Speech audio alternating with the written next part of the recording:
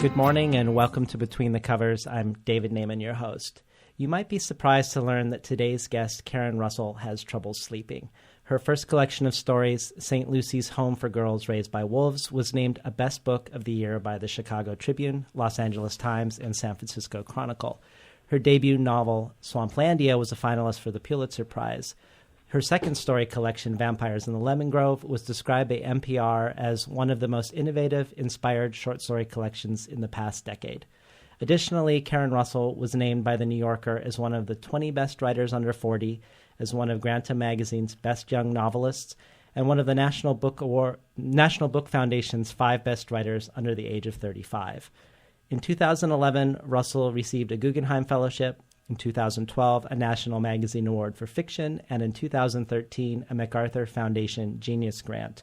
Karen Russell returns to Between the Covers today to talk about what she has been up to in 2014, namely her first novella, Sleep Donation, a dystopian tale about a potentially fatal insomnia epidemic and the moral questions raised by the technology that allows for still healthy dreamers to donate their sleep to those afflicted. Welcome back to Between the Covers, Karen Russell. Hi, David. I'm so honored to be the first repeat guest. Yeah, I know. The first person who I've interviewed for the second time. I'm psyched. I'm going to insist that goes on every future bio. That's great. Well, before we talk about the main character of Sleep Donation, let's do a little world building for our listeners. Tell us about the insomnia epidemic. How did it start, or where did it start? Is it affecting everybody in the world? And what's going on as the epidemic begins? Sure. So the epidemic surprised me too a little bit when I was drafting. I had sort of thought this was going to be like a 3,000 word some sort of like whimsical riff on the idea of dream donation. You know, sort of an American Red Cross style organization would roll up into your town and something analogous to blood donation would occur that would let people transfer, healthy sleepers could transfer dreams to insomniacs. That was the kernel that this kind of grew out of. And then somewhere along the way, it took on these sort of global apocalyptic proportions, which was surprising to me and exciting. I thought that, as is often the case, right, there's sort of a gulf between symptom and epidemiology. You know, there's this strange chasm where people don't yet know what's causing the insomnia epidemic, but they can measure effects. So it seems to be happening just in the Americas. I thought let's just explore what would happen. And there's even some skepticism at the beginning about whether it's real, sort of like reminds me of the beginnings of fibromyalgia or chronic fatigue syndrome. Right. I was thinking about just those strange frontiers, right? So in the rear view, everything has been conjugated and you have this idea that things proceed in kind of a linear fashion and we have names and definitions. But it's wild to read about sort of first cases and the paranoia and suspicion that you come up against. I think with insomnia, too, it's such a strange blurring of somatic, psychosomatic. So if I tell you, be anxious, you have insomnia, you won't be able to sleep well. I mean, it's that sort of blurriness, right? So here's something where a hypochondriac can actually induce something that really clinically resembles insomnia because you're not sleeping. And if it's only happening in America, it also sort of hints at the possibility of something about the culture that's interfacing with the psychosomatic. Right. So I sort of we just, I think, have been inundated with all kind of doom mongering, of late. And people are so concerned, I think, about hyperconnectivity and hyperarousal, and sort of the world is changing at this velocity. I mean, that's really true. I think that we're just it's a strange thing to be awake and watch it happen. So when you and I were teenagers, right? I mean, I just wrote this goofy piece for Harper's about beepers. Maybe you didn't have a beeper. I didn't have that a was beeper. Like the proto-internet. That was like our adolescent technology. It was like drug dealers and doctors and Miami teenagers all carried around these beepers. And that felt revolutionary because you were wireless, Somebody could just sort of think about you, punch in your code, and then, that thought detonated. Now you knew someone was thinking about you, to externalize and formalize kind of like teenage telepathy, that whatever that is. That was wild. So now, though, to see babies walking around with these moon rocks in their hand that kind of link them to the internet, it's a really, that change has happened, I think, at a pretty insane velocity, and a lot of people probably feel disoriented or I certainly did. And I'm sure that that was percolating when I was thinking about, okay, millions of Americans have lost the ability to sleep. You know, what would that really look like if suddenly like this vast portion of the population is just awake all the time? What I really loved about the frontier technology in sleep donation, the process of actually finding healthy sleepers and the technology that allows that healthy sleep to transfuse someone who's ill and can't sleep, is the way that you juxtapose this futuristic idea with technology that feels like it's coming from like Radio Shack in the 1980s. Yeah. It reminded me, I don't know if you read The Flame Alphabet by Ben Marcus, but he had a similar thing with this strange device. There's lots of wires and there's this weird gel. And similarly here, it feels like even though we're dealing with this futuristic concept where there's this white van, it feels kind of sinister, and there's all these tubes everywhere. Right, like some kind of gaslight science fiction retro. I think I sort of, you know, that there's that future of the past feeling that I really loved as a reader, as a kid, sort of Tomorrowland, but Tomorrowland as designed in the 1950s or something. And that's a little bit of an ask, I guess, on my part, you know, to the readers. But I do just like the idea that somehow we're, you know, things aren't far enough along. We're not so deep into the future. The timeline is you know, kind of deliberately unspecified. But I was thinking not so much deeper into the future that a really shitty van isn't what's driving up with some sort of maybe dubious equipment, right? Yeah. And I just sort of, you know, the way that you surrender to the sterility, you know, and those procedures, I just think that is sort of like our magic, right? Like I think there's a real surrender and like some sort of mystique that attends to that process, you know, of sedation. The mask slips over you, you know, that kind of like bleached, faceless quality of the nurses that's sort of sinister and reassuring somehow. I loved all of that because I do think that is sort of close to the spell casting that people are all familiar with. That's just like part of daily life. Where you like just sort of surrender to the like weird authority of, you know, the hospital. Right. Introduce us to Trish, the protagonist that we're following in Sleep Donation. What is her story and what is her function in the book? So Trish, that was when the thing really took off for me, was when she rolled up. I think, again, I thought it was going to be this sort of, I can maybe read you guys. There's this acorn of the thing was just like maybe 500 words that I wrote for this New Yorker assignment, which was to come up with an innovation, imaginary innovation. And so it was just the sleep van and sort of no characters really. It is a little Ben Marcus feeling, I hope, you know, sort of Twilight in the suburbs. Something is 1 degree off. You know, it's kind of the world we recognize, but altered in a sinister and sort of unnameable way, atmospherically, whatever. So there's no character in that kernel. And then this lady, I think this first person voice, who is really chatty, kind of neurotic. She's the Slumber Corps is the goofy name I came up with for this organization, and she's their star, which was built by former toilet tycoons, yeah, which I love. Yeah, toilet tycoons, captains of industry. That's right. These American CEO brothers, and they sort of have left the world of profit for the Slumber Corps. They're going to dedicate all their time and energies to, you know, helping the insomniac population. Trish is somebody who's really succeeded for them as a recruiter of healthy sleepers because her sister Dory was one of the first victims. So I imagine Dory as being this, you know, more dead sisters. My sister wrote me an email where she was like, "Dear sister, please stop writing about dead sisters. Love, your sister." But Dory died of a fatal insomnia. And so Trish sort of, what makes her so skillful at getting these recruits is that she does what I imagined is like a pretty grotesque and visceral performance of her sister's last day. They call the period where you enter total wakefulness, where you know, total cessation of sleep that precedes death, the last day in this weird economy.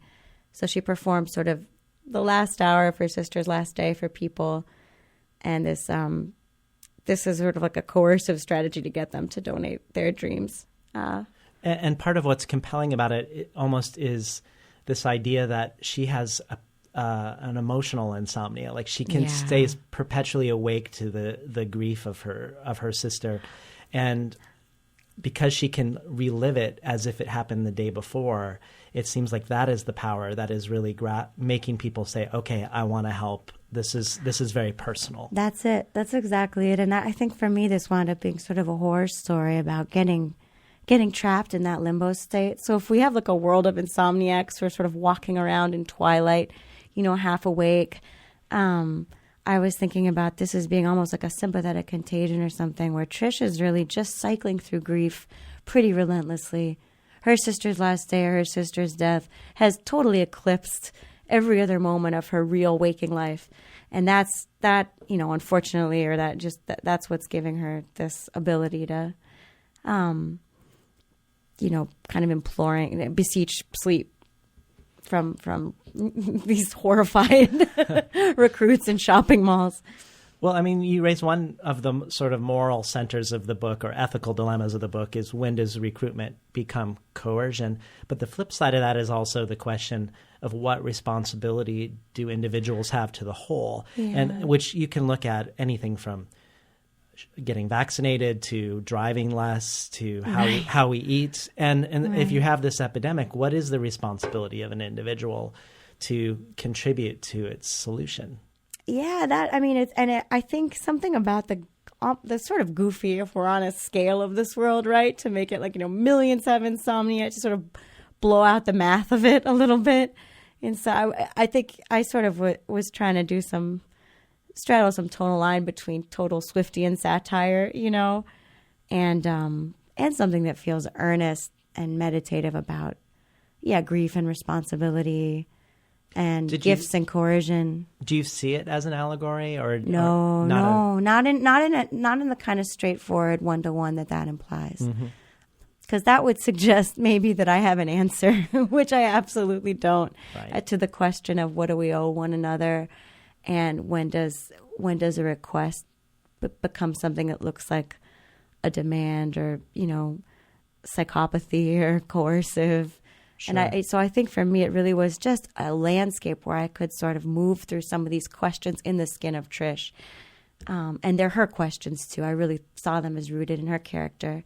And she's just sort of, I thought of it as, if there's any kind of optimism in it, I hope that the action of the book kind of gets her to wake up incrementally, wake up a little bit out of her sort of grief formaldehyde suspension, start to kind of consider that she might have her own secret and upsetting motivations that are not so straightforward as, I just want to help insomniacs, I want to do good, capital D, capital G, for repeating her sister's story, and trying to infect, in some ways, to infect these strangers with her sister's story. In case you just tuned in, you're listening to Between the Covers, and we're talking today to Karen Russell about her latest novella, Sleep Donation. So I've read several things about potential origins for this idea for you, and you mentioned The New Yorker, and I've also read suggested in the New York Times that a piece of 100 Years of Solitude was potentially an inspiration. Is that true, or is that a speculation on the part of? I thought that was a really generous speculation. A generous speculation. Like if you had to do the genealogy, that's what you want. You want Marquez. You don't want, I don't know, just bad hip hop or something. Sure. So that wasn't really a direct connection to the insomnia that happens briefly in that book. I am sure, in the mysterious way that all influence works, that Marquez, I think, is so deep in my literary DNA. He's just somebody that I love so much that I would always be flattered if the paternity test revealed that I was his daughter. Right. Who wouldn't want that? But I don't know. I remember at a certain point being self-conscious that, oh my God, who's going to write about insomnia in the wake of Gabriel Garcia Marquez? So I guess that in that sense, I was conscious that, he had already sort of written this beautiful meditation on, what it means to be awake versus sinking out of your own sight. Yeah. Well, I know that your brother, who's also a writer, has written about his issues with sleep, or his night terrors that he had growing up, and I was curious if that informed this in any way for you. I'm sure that really did. I think, and it did. I don't know why I'm qualifying that. It absolutely did. My brother has a legitimate sleep disorder, which is terrifying, right? Because you see somebody you love cocooned in a nightmare, and you can't intervene. And I think that's a pretty universal horror story, to see somebody you love in pain, and yet they're so sort of like locked into their own subjectivity that you can't do anything for them. And that, as a child, was upsetting too, right? Like that's sort of like as a kind of an memory of, you know, watching somebody drown into sleep every night and not being able to dive in, save them, help them. You know, that's also, it's just, I don't know what's up with my family, but everybody kind of like wanders the night. Anytime there's a holiday, you know, 4 a.m., it's just like ships passing in the kitchen. Like everyone's just making their insane peregrination and like some, you know. Well, it seemed from his essay that insomnia was a family affair for your family. And another thing that was interesting about it was his talking about the imagery really coming from one specific gory horror film special effects artist. And so in a way, this is an infusion of a certain nightmare narrative into his sleep time. Very similar to, it's as if a certain story, he's getting a sleep donation of the wrong story, essentially. Yeah, I think what we were just hanging out recently, and we love watching horror movies together, and we were sort of speculating as to why that's so pleasurable, given that he's just going to like jump into, you know, nightmare pool in an hour or so and hang out there, you know, until daybreak. So why would you want to do it consciously while you're awake? And why sort of invite more of that same imagery? Like why sort of huff the gas of this, you know, blood spatter and monsters and things. We didn't come up with anything so, you know, so brilliant. But I do think there's a way where you have control, right? Obviously, if you're awake and you can laugh, you can tell jokes, you can do some Mystery Science 3000 subtitling of the horror movie. I mean, I wonder, I've really always loved horror novels. I love Stephen King. And I think for me as a kid, it was just exciting to have confirmed in an altered space that, yes, there were these violent forces, there were real dangers, and often their origin was human, you know. So, well, I really love in your conversation with Stephen King about sleep donation, he talks about this concept that he calls the undermined. Yeah. And to me, that felt like it had a real resonance with sleep. The idea that he talks about, he puts together the story on the page as he intends, but there's another thing happening that's beyond his control. His undermined is informing the narrative without him knowing, essentially. And it felt very much like the unconscious or sleep or dream state. And I wondered if you saw a resonance with the undermined and the sleep epidemic that you're addressing in the book. Oh, David, I'm so glad you saw that. I think he's so brilliant, so generous, and I thought that was such a lucid and compact and incredible description of a process that can sound sort of Deepak Chopra mysterious, and you don't want to sound like you're wearing a turban covered in stars, you know, ever talking about the undermined or the unconscious. But there is a way that I think is familiar to almost every writer I've ever spoken to, where what you are doing is in excess of your conscious knowledge. So you're putting words down on the paper. Maybe you have some idea, some intention, or sort of for me, it's always the lamest ambition for what a story is going to be. And I mean, that absolutely happened while I was writing Sleep Donation. You know, it was just took on a kind of inertia that I hadn't anticipated and had a deeper structure that was only legible to me as I wrote forward. So I would never have been able to tell you on page one, oh, okay, I see what's happening. These are the preoccupations, or I didn't even know Dory until Dory showed up, you know, 3 paragraphs in. And I think that's so exciting and so terrifying in exactly the same way that being a dreamer is terrifying. And why we are so obsessed with dreams, which neuroscientists can't tell us if they have any adaptive purpose, right? Nobody knows what their function could be, if they even have one, if they're just some spandrel of sleep, if they're, you know, just a way to sort of like a pacifier that we suck on while our body, performs metabolic functions. Yeah. But really nobody knows. But when we wake up, everyone is sort of so excited to clutch at these dissolving fragments of a dream. And I think the part that feels analogous to writing for me is as close to being possessed or something as I think you'll get in this life. You know, it really is pretty close to psychotic states also, where you're aware, but you don't have agency, and you're just, things are truly bizarre, but they have a logic. And you get to eavesdrop on your interior. I mean, you're just sort of, you're straitjacketed, eavesdropping on a conversation of which you are the architect and, you know, the protagonist. It's just it's a wild thing. And I somehow think that when writing is going well, it can feel like that a little bit. That the undermind is activated in your writing, essentially. Yeah, that you're sort of word to word discovering something that there was no other medium to discover. I mean, you could sit there and introspect until dusk and you wouldn't get that story. It's something to do with the mechanical act of putting words on paper. I've never had anything either. This does make it sound kind of like Gold Star Turban dumb. I've never had like automatic writing. I never really feel like I'm taking dictation from ghosts. I would love that, I think, you know, to feel like an antenna for a ghost. Also, that sounds much easier than sort of weighing Scarlet v. Red. Ghostwriter. Yeah, I would love to be a literal ghostwriter. Yeah. I'd laugh all the way to the bank. But anyway, that's all to say that I do think as an avenue for discovering something inside yourself over which you are maybe helpless or that's beyond your conscious control. Dreams and writing, similar, you know? And reading for me, it really has always felt sort of like lucid dreaming because you're assembling these worlds inside yourself and they're absolutely private. Well, I love that we don't know what dreams are for, that they sort of resist this reductive exploration of them. But even just backing up and looking at sleep itself seems mysterious. And the amount we actually know about sleep, independent of dreaming, it's kind of remarkable how little we know. We know that we need it, and we're starting to learn what some of the things it does, but we don't really have any sort of comprehensive idea of what it's for. Right. Which I actually find, I'm buoyed by the fact that it remains interior and mysterious. Yeah, I think so too. And that and sometimes I think the different theories that get posited, they almost read as much as a Rorschach of what we wish to be the case. Mm-hmm. I mean, there's tons of research now, and that was sort of fun to read about around sleep donation.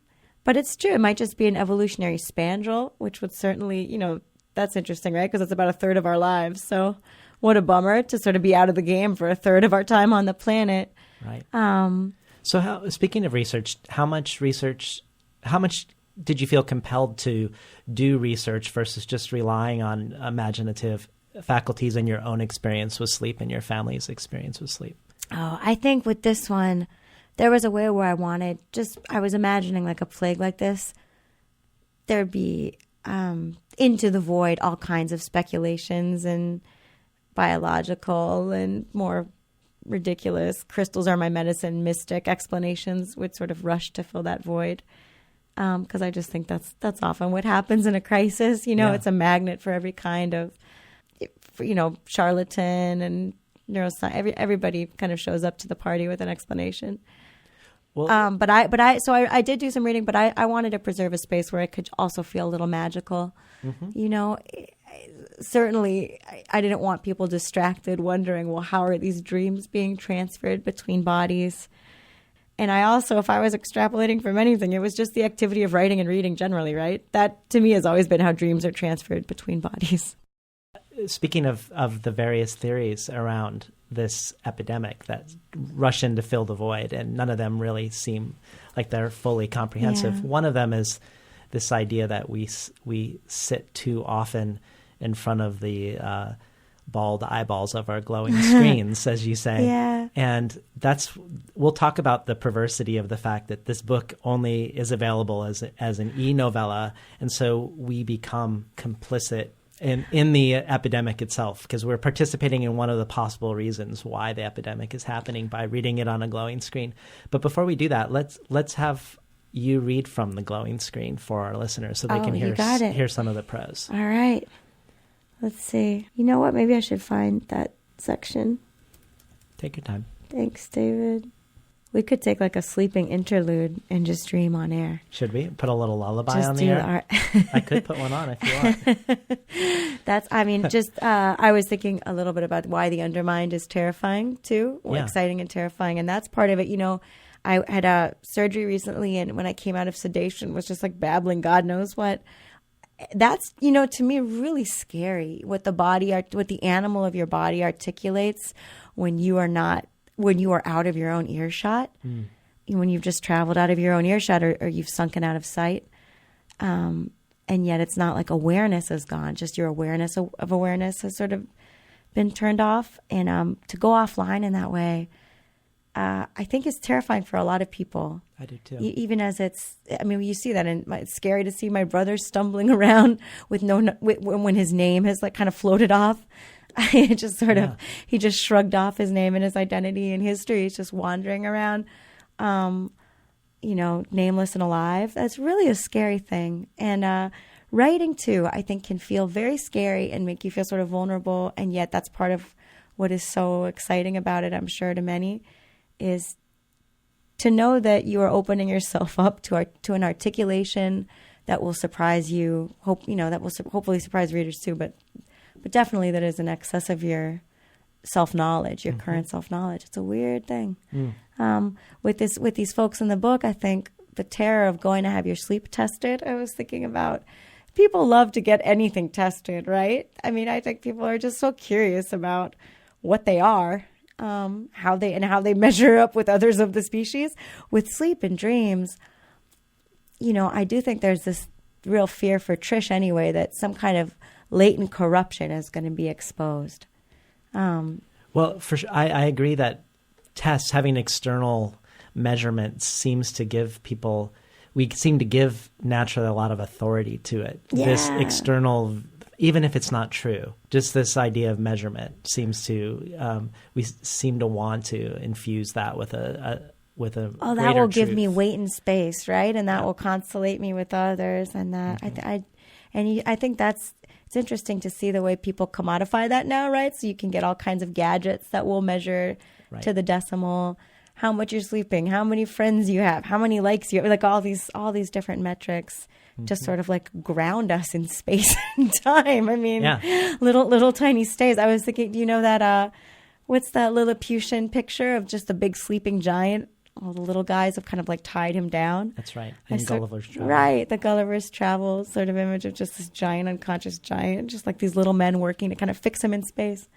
Sorry, you asked me to read. Okay, here we go. So this is the section that sort of the original material that was just cut from this innovations piece. It was a B-side innovation. In high school, the Red Cross blood truck would pull up behind the trailers to collect donations from young Hale students who got to skip homeroom and eat a raisin cookie and relinquish pints of typo. My sister Dory gave, but I never did. I convinced myself that I was scared of needles. If I'd known then that I'd wind up here begging strangers for an hour of their sleep, I think I would have given blood at every opportunity. As a Corps volunteer, my duties are numerous and varied. Weekends, I mobilize the Sleep Van, a moonlit enterprise that dispatches a volunteer team to the homes of good sleepers who have signed up to donate their rest to insomniacs. A sleep van has a Spartan interior. The beds we call catch cots. If the van is equipped for infants and children, it features catch cribs and trundles. Nurses slip on the anesthetic mask, open the IV of special chemicals, relieving a donor of consciousness. Next, they clamp on and adjust the silver helmet, which does chafe a bit. 1 to 2 minutes after the loss of consciousness, once the donor enters a state of artificially stimulated sleep, the draw commences. The air in the sleep van turns balmy as the tubing heats. A donor's dream-moist breath gets siphoned into nozzles that connect to our tanks. Healthy sleep is pumped out of the body in long, clear tubes. We set up for sleep drives in neighborhoods all across the country right at sundown. Nurses swab out helmets in multiple vans, preparing to take sleep donations for testing. Administrators sit inside lit tents on suburban lawns, holding clipboards, pre-screening donors with an eligibility questionnaire to filter out those whose sleep is prone to nightmares, disturbance. We babble the questions to volunteers under the midnight pines. When was your last full night of deep, unbroken sleep, ma'am? When did you last dream about barking dogs, outer space, red grass, an ex-wife? Now please be honest, sir. If your sleep was disturbed by her face, check the box. You've been listening to Karen Russell read from her newest novella, Sleep Donation. So in your conversation with Stephen King, he notices something that I also noticed about Sleep Donation, and it feels like a distinct tonal shift for you from your previous work. And I know when you were last here and we were talking about Vampires in the Lemon Grove, we talked about a couple stories that I felt like I noticed an element of this shift, and namely The Graveless Doll of Eric Mutis and Proving Up, which felt like they were distinctly more dark and moody, and I feel like that element reappears in Sleep Donation, but is coupled with what Stephen King identifies as a hard science fictional approach. And I would love to know whether this was something very consciously thought out in your mind as you approached this project, or whether it was just something that felt right as you pushed yourself forward in creating the world and the characters. I remember being so excited. You don't always have a sense of what you're up to. I think so much of this novella is about that, right? That it's really difficult. There's just so much is happening that you're not aware of, right? I think we're always kind of writing in a blind spot. So that was such a nice echolocation, David, last time I was here, to hear that might be one direction.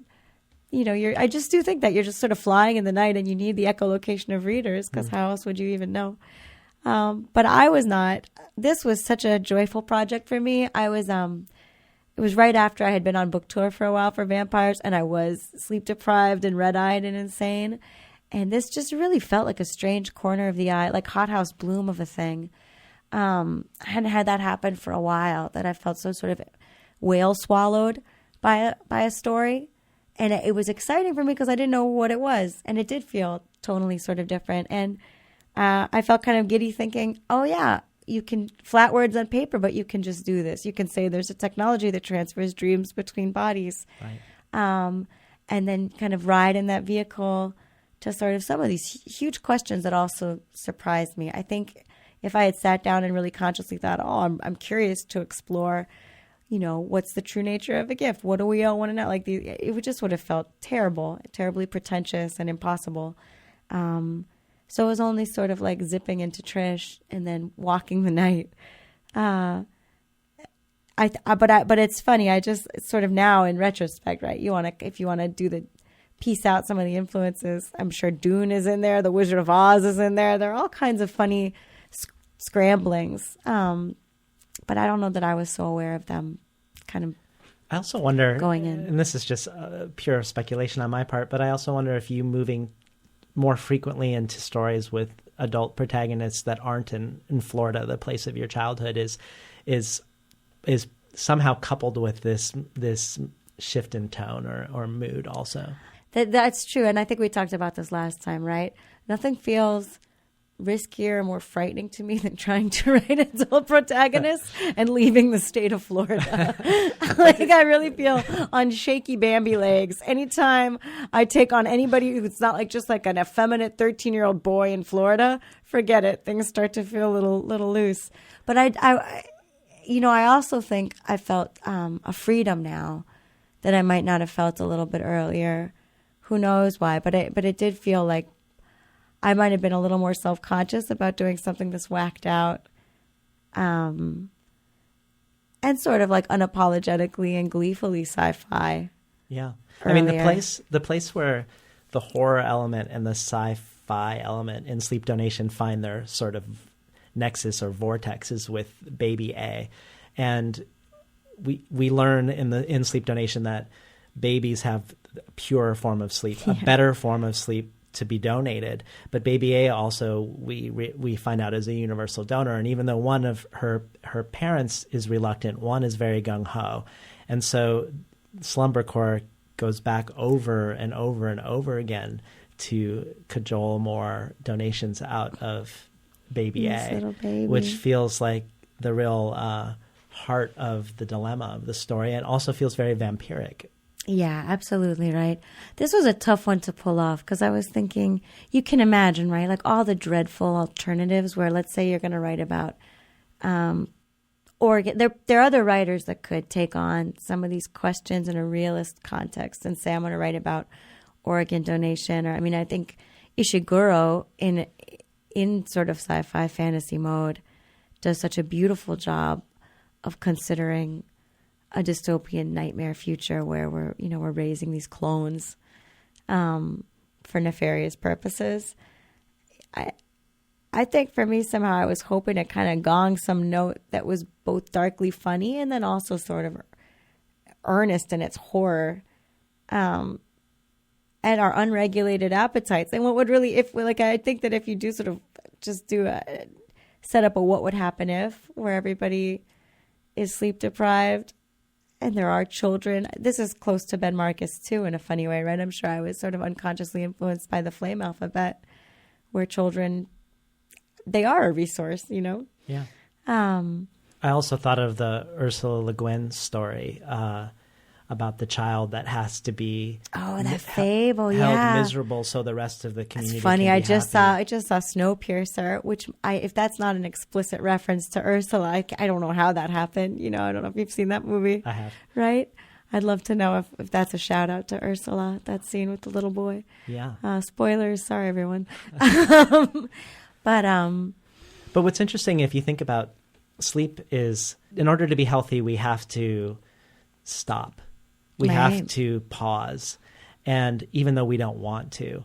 And it's an interesting juxtaposition you've made where we have this epidemic of people who don't sleep and are suffering the consequences of not stopping, essentially. Mm-hmm. And when you talk about relentless appetite, how strange that, but also how perfect for the narrative that we would want to just keep going back and tapping this resource, of course, right, in order to solve an insomnia epidemic, which was probably caused from that same impulse of wanting to go back and drawing from our resources without replenishing them. Right. I mean, I think so many of the stories in vampires, that would be the font of horror for them too, right? Vampiric. So the title story, that is the horror story for me. Is sort of, so you have a bottomless appetite. How do you regulate it? And we've done, just like our track record on this planet, not excellent, right? In terms of, finding ways to regulate a thirst that we can assume, and that's endless. So that to me too, I think the term that I use in the novella is hydrology of human generosity. I just have been fascinated recently with sort of where and how and why we give to each other, what we can give, and what the membranes are and what the physics of that transfer are, where it's conscious and where it's unconscious, and where we sort of like tighten our fists and resist, and where it's easy to have kind of an open palm transfer. I think so much fiction is driven by that also. And Mrs. Harkonnen, the mother in this book, she in some ways is also a horrifying character to me. She's someone who lets the slumber core come and basically drain her daughter, and does seem to feel a total commitment, to the project of giving sleep. Feels, a matter-of-fact generosity that I've just, as a, from out here, as her creator or whatever, but find really scary and provocative, the idea of like, how those lines get drawn. And if you really are focusing on treating the symptom rather than going for the cause, unforeseen consequences are inevitable, it would seem to me. And in this case, people receive sleep donations that are blends from many donors. It reminded me of the way if you eat industrial hamburger, you're getting a hamburger that's coming from like many cows and from all different states, which makes it inevitable that if there's a contamination, it's going to spread really quickly. And we have to confront that in the world of sleep donation as well. A nightmare that runs loose and is hard to track down. Oh yeah. This is going to sound like a weird tangent, but I'm new to Portland. There's so many sort of like food accommodations made here, and you sort of like, all kinds of corruption fears, I think, around food, like food taboos. That feels sort of new. And I was thinking, about what we're exposed to on a daily basis now that has to just the complete volitionless immersion in like other minds, or just the noise. I think Saunders is another, George Saunders, who I know we're both huge fans of.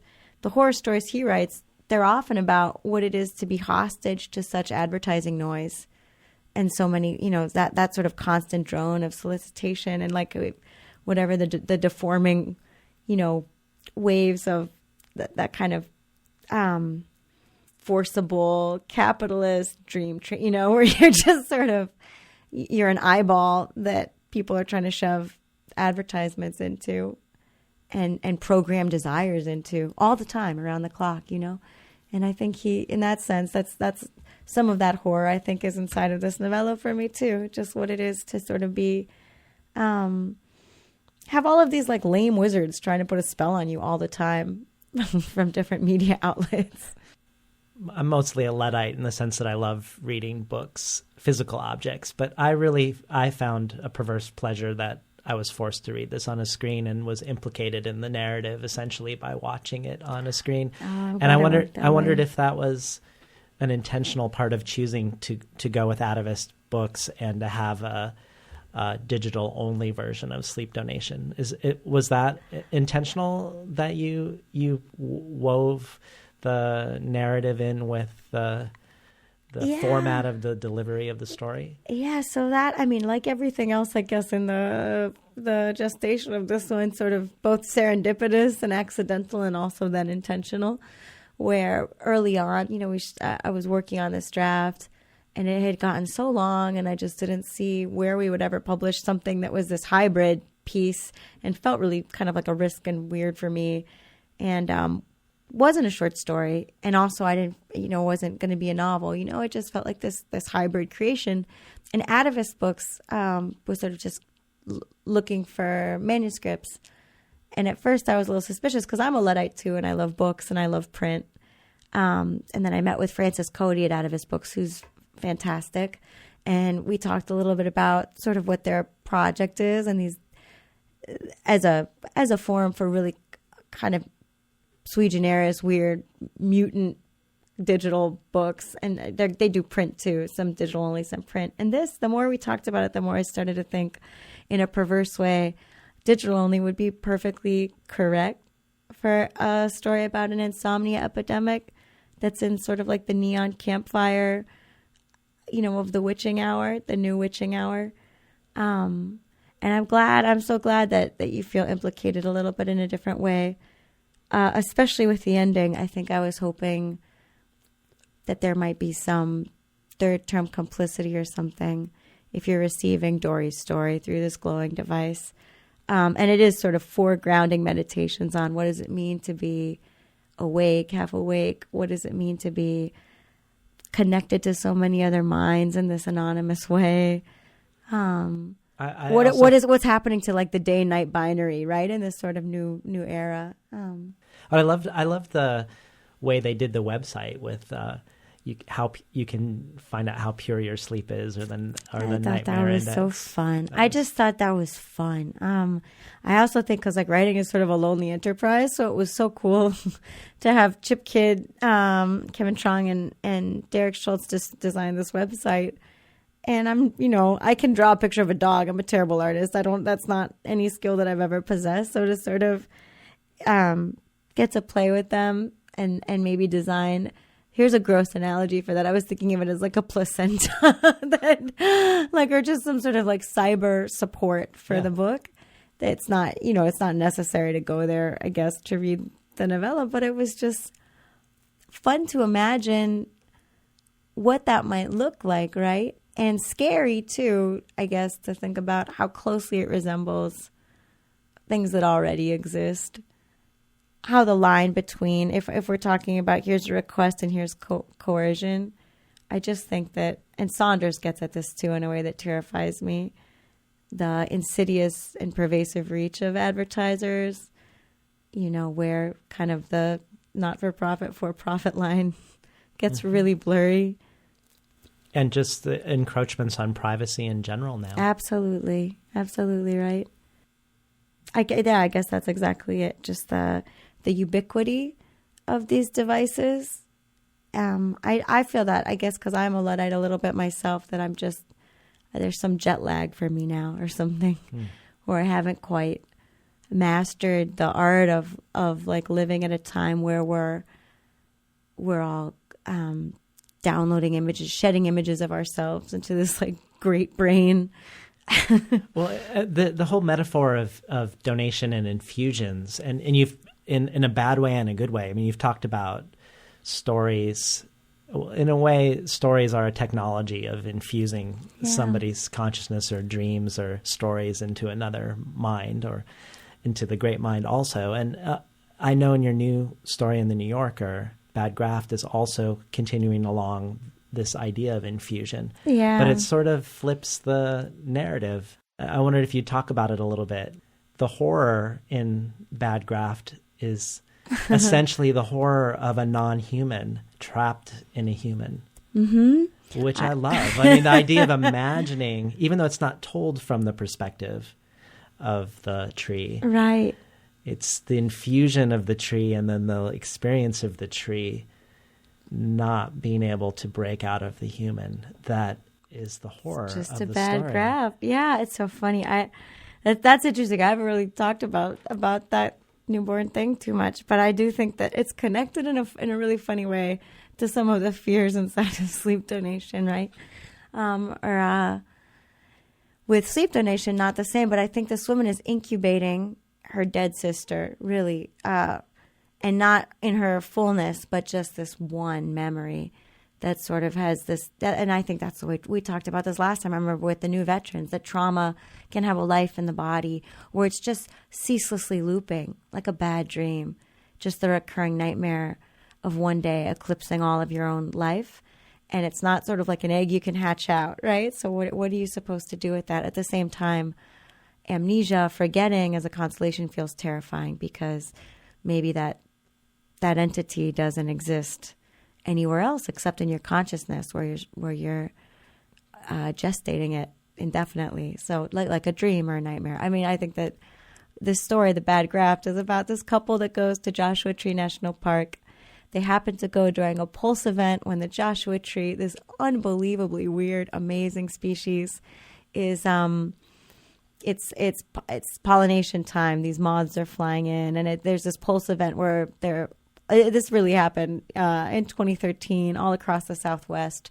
The Joshuas are in bloom, and this is like an unpredictable thing, and some people speculate it's because sort of like a Hail Mary pass, that extinction is threatening them. They've had these drought seasons. This is sort of their species' real push to continue. They're this ancient, weird tree that looks just like Dr. Seuss or Timothy Leary or something. And I used to love the metamorphosis stories where, ladies are having a bad date with Zeus, so they have to jump into a tree or a rock and ossify to survive.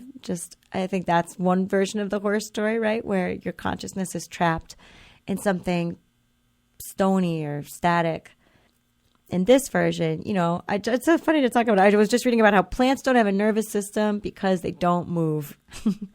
So that's just, I'm not a sophisticated thinker, I guess. So I wanted to think about rootedness and freedom. And I just have this plant jump into a human woman. And it's not a good marriage at all.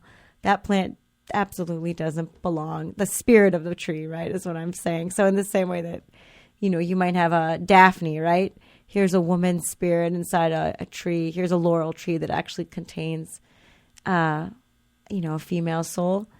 Just the spirit of the Joshua is inside this lady. Well, I'm really an advocate that people should read Sleep Donation and Bad Graft together. Like I know you didn't mean it that way, but it feels like in Sleep Donation you this unrelentless appetite of the human species, and this exploration of what effect that has on us ourselves, but also, even though it doesn't explicitly say that, it implies like what is it doing to the non-human. Right. And Bad Graft really gives us a sense of how narrow it would feel to be stuck in a human consciousness if you were one of these non-humans. The sense of the otherness that we seem intolerant of allowing to coexist with us. Yeah, I mean, I'm so glad I read that way, David. I do think it's a kind of a funny, imaginative challenge to even even, playfully try to apprehend what it would be like to have some kind of non-human sentience or experience or whatever.